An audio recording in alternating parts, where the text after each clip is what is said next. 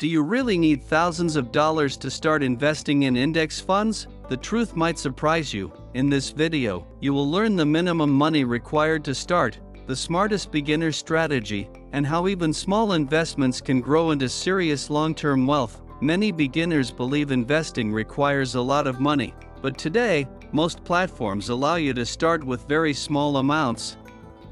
Some even let you invest with the cost of a single coffee. What matters most is starting early, not starting big. In many countries, you can begin index fund investing with $10 to $100 using fractional investing, automatic monthly contributions, and low-cost total market index funds.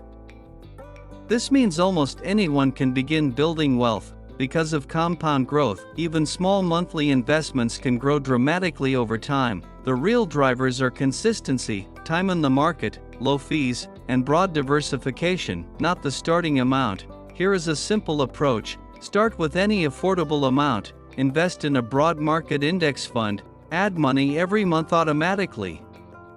Stay invested for the long term, ignore short-term market noise. This simple system has built wealth for millions of investors. So the real question is not how much money you need to start. The real question is how soon you can begin.